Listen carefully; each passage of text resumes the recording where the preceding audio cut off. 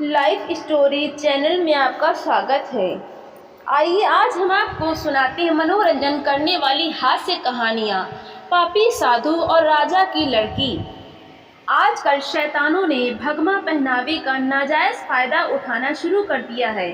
साधु या शैतान में भेद करना दुष्कर कार्य हो गया है। साधुओं के प्रति जनता के दिलों में जो सम्मान पहले था आज घटता जा रहा है। साधु के भेष में शैतान भी चुपचाप तरीके से इस कैटेगरी में शामिल हो गया है। इस ध्येय को ध्यान में रखकर इस कहानी की रचना की गई है। प्राचीन समय में एक राजा था। राजा अपनी नगरी में अपने आने वाले संत महात्माओं का बहुत आदर करता था।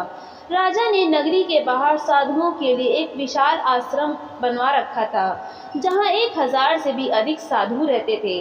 आश्रम पीठासीन का चयन राजाओं की कमेटी द्वारा किया गया था, जिसमें वहां का राजा शामिल नहीं हुआ, ताकि राजा की न्यायप्रियता पर कोई आंच न आने पाए। एक बार की बात है कि आश्रम के एक साधु ने एक कन्या को साधारण लड़की समझकर उसको किडनैप कर लिया, पर वो साधारण नहीं अपितु राजा की लड़की थी। राजा ने 2 घंटे के अंदर अंदर अपराधी को पकड़ने और उसको राजा के दरबार में पेश करने की आदेश कर दिया, और साथ ही साथ न पकड़े जाने की स्थिति में संपूर्ण सुरक्षा स्टाफ को नौकरी से निलंबन करने की घोषणा कर दी।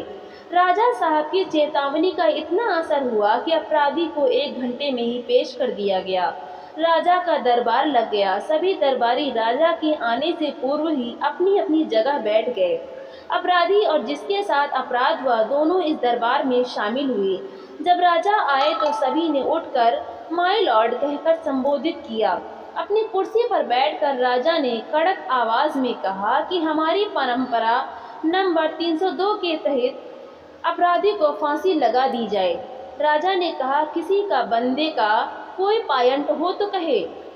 लड़की, माय लॉर्ड, मैं कुछ कहना चाहती हूँ। राजा ने कहा, याजक को बोलने का अधिकार दिया जाता है। वो बोली, साथ साथ एक और आदेश परंपरा में जोड़ दिया जाए। वह यह है, अपराधी फोटो अपराधी का पूर्ण ब्यौरा के साथ बोर्ड बनाकर सार्वजनिक स्थानों पर लटका दिए जाएं, ताकि ऐसा कुकृत्य करते समय बंदा एक नहीं 100 बार सोचे। और फूलों की टोकरियों जगह वहां जूट बॉक्स रखा जाए, ताकि जो भी आए वही उसकी स्टैचू को जूते मार कर जाए। राजा ने कहा, हम आपकी बात से बहुत खुश हुए। इस बात को मेरे हुक्म में कन्वर्ट कर दिया जाए।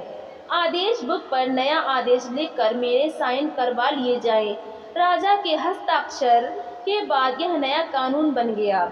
आखिरकार साधु को फांसी घर ले जाकर फांसी तोड़ दी। रामबाग में जब साधु के पार्थिव शरीर को लाया गया, जगह जगह पर अर्थी की गाड़ी को रोककर उसे जूतों का हार पहना रहे थे। जब साधु की चिता को अग्नि दी गई, यह पहला अवसर था जब किसी के दाह संस्कार पर गम के स्थान पर तालियों की गड़गड़ाहट सुनी गई। क्षत्रिय और मूर्ख नौकर। मूर्ख मित्र से समझदार दुश्मन अच्छा होता है। इस ध्येय को ध्यान में रखकर इस कहानी की रचना की गई है। एक समय की बात है, एक क्षत्रिय ने एक नौकर रखा हुआ था। वो हट्टा कट्टा था, 10 केजी वजन और 6 फीट का जवान था, पर अक्ल के मामले में निरा पैदा। वो नौकर अपने मालिक की सेवा में सदैव तत्पर रहता था। वो सुबह से शाम तक मालिक की सेवा में हाजिर रहता था। एक दिन की बात है कि दोपहर को मालिक सोया हुआ था, तो कहीं से एक मक्खी आकर मालिक के पैर पर आकर बैठ गई। वहां से हटाई तो हाथ पर बैठ गई। इस प्रकार नौकर मक्खी की करतूतों से तंग आ गया। आखिरकार नौकर ने पास रखी तलवार से मक्खी पर वार कर दिया। मक्खी तो बच गई, पर मालिक की नाक कट गई। मूर्ख नौकर की उसी समय नौकरी से छुट्टी कर दी गई, ताकि किसी बड़े हादसे से बचा जा सके। मूर्ख नौकर की स्वामिनी भक्ति की चर्चा उस दिन सारे शहर में रही।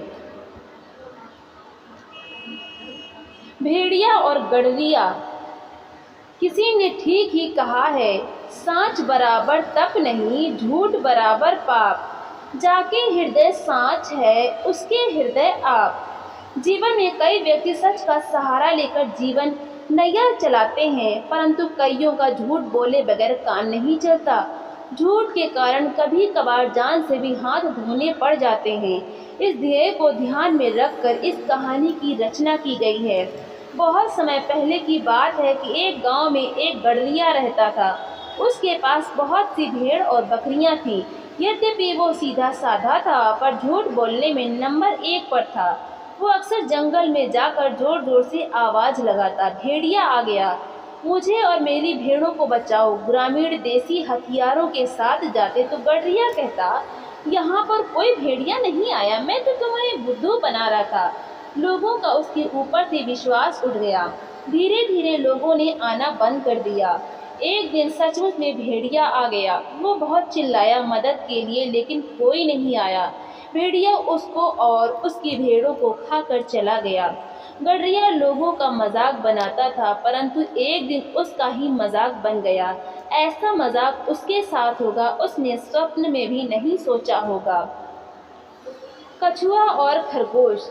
जो व्यक्ति धीरे, शांत स्वभाव से और बिना रुके निरंतर चलता है, वही उन्नति के शिखर पर पहुंचता है।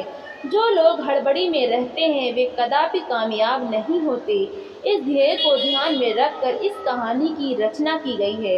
एक तालाब के किनारे एक कछुआ और खरगोश रहते थे। यद्यपि दोनों मित्र थे, पर खरगोश अक्सर कछुए की चाल का मजाक उड़ाया करता था। कभी खरगोश से कहता, मामा यह भी कोई चाल है आपकी? कभी कहता, चलते हो या ड्रामा करते हो? पर हर बात खरगोश की कछुआ हंसकर टाल देता था। एक दिन की बात है कि खरगोश ने कछुआ की चाल का मजाक बनाना शुरू ही किया था कि कछुआ बोला, आज शर्त लगाकर दौड़ करते हैं। 2 रेफरी बुला लिए गए। रेफरियों की उपस्थिति में 10 किलोमीटर की दौड़ शुरू हो गई। खरगोश ने कुछ ही समय में 5 किलोमीटर दौड़ खत्म कर दी। फिर एक स्थान पर आकर वो रुक गया। ठंडी ठंडी हवा चल रही थी। खरगोश ने सोचा, क्यों न यहाँ आराम कर लिया जाए। खरगोश वहाँ लेट गया और गहरी नींद में सो गया। उधर कछुआ निर्धारित गति से बिना रुके शाम तक चलता रहा और 10 किलोमीटर की दौड़ समय पर पूरी कर ली। कछुआ खरगोश के आने का इंतजार करने लगा। खरगोश उठा और छलांगे लगाता हुआ निर्धारित स्थान पर पहुंचा तो रेफरी और कछुआ उसका इंतजार कर रहे थे। खरगोश कछुए को पहले आया देखकर खरगोश पानी पानी हो गया। फिर कभी खरगोश ने कछुए का मजाक नहीं उड़ाया। Something rightly said, slow and study wins the race. तो दोस्तों, आपको ये कहानी कैसी लगी? लाइक करें, शेयर करें और कमेंट करके ज़रूर बताएं। और चैनल को सब्सक्राइब करना बिल्कुल भी ना भूलें। तो मिलते हैं हम अगली नई कहानी के साथ। बहुत बहुत धन्यवाद।